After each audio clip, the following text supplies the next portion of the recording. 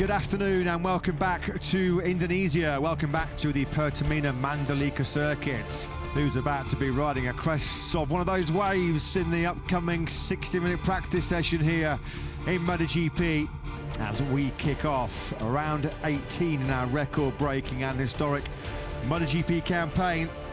Bezzechi now takes second place on the factory Aprilia on a 31.0s. So Marco Bezzechi then out on this fresh medium rubber is already making a big play here, potentially for P1. What about Bezzechi? Oh, he does. Marco Bezzechi, that is awesome. What a time by Bez. A 129.240. Yeah, Bez is so supreme, so darn good here on Friday in Madalika so far that only Acosta is within half a second of him. Raul Fernandez finds a 129.733 on the Trackhouse Aprilia, now up into third place.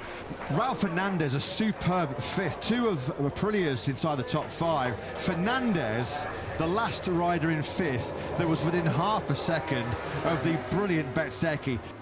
Oh, Marquez has gone down. Well, he flirted with a bit of trouble this morning. Top end of the circuit, right on the coast into turn 10, Marc goes. We just mentioned, didn't we, how that was one of these sort of too heavier and tricky braking zones around this Madalika circuit.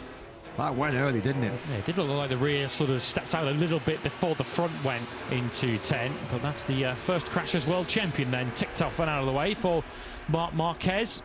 Another mistake here for Marc, that's going into 15. It's been a bit of a scruffy session so far, hasn't it, for the world champion? Marc Marquez then on the floor again, and a bit of concern there for his left hand as it scraped on the tarmac. That was a faster crash. That is a real big one. Losing the rear he was going through turn 5. Oh, dearie me, that just hard snapped. On his right shoulder, and then it's his left hand that's sort of sliding along the tarmac, which will be pretty hot at around 60 degrees, so no wonder Marc Marquez picked his hand up off the tarmac. Nasty, vicious spill that, wasn't it, for Marc? He's had a few of them here in Madalika. Marc right in the danger zone, right at risk, down in 9th place still. Pecco Bagnaia now back down to 18th place, and we've seen very little of him so far this afternoon. So Bagnaia's rebirth at the moment looks like it might be about to come to a screeching halt too. We're on board with Bagnaia, who's currently in 16th. Through sector 3 he goes. Let's pick him up on the 63 Ducati. Has he found any time? Forget it, no. Game over. We will see Pecco Bagnaia in tomorrow morning's Q1 session. Marc goes 10th, but Quartararo could be about to dump him out. Quartararo does, for the first time as a factory Ducati rider. Marc Marquez finds himself in Q1, joined by his teammate Pecco Bagnaia. So Marini then, just as he was in FP1 this morning, fastest so far this afternoon with that early attack on soft rubber, a 130.738. Out to the final corner then go Bez and Marini. Marini does improve. We're now down to 130.613. And Madalika so far is the Marini show.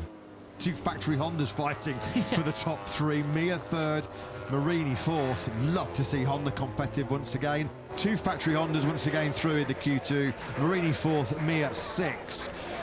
Alex Rins continues his very strong Friday so far. Certainly the best Friday we've seen from Rins so far in 2025. Rins up into P3.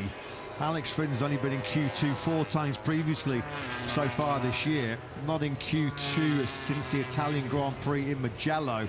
Alex Rins, another shout out to Rins. He has just got himself back up inside that top 10. He's 9th. At the moment, Oliveira inside the top 10, just ahead of Rins. Fabio Quartararo, the other 3 Yamahas at the moment, are up in 7th, 6th, 7th and 8th, respectively. Quartararo's only done 5 laps. The fastest of them is a mid-134, and the 2022 pole sitter is down in 19th.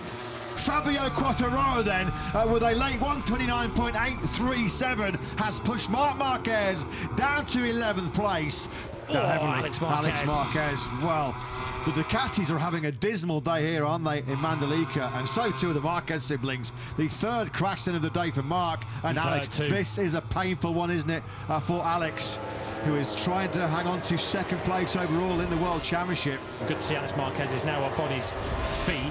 This is into turn 12 through the left-hander foreground, and the front end goes very early, and already Alex Marquez is trying to protect himself from the impact that's coming. Fortunately, it was the bike that took the brunt of the damage. Alex Marquez scrapes through in 10th despite his late crash. Aldeguer's now gone ahead of Acosta up into 2nd place.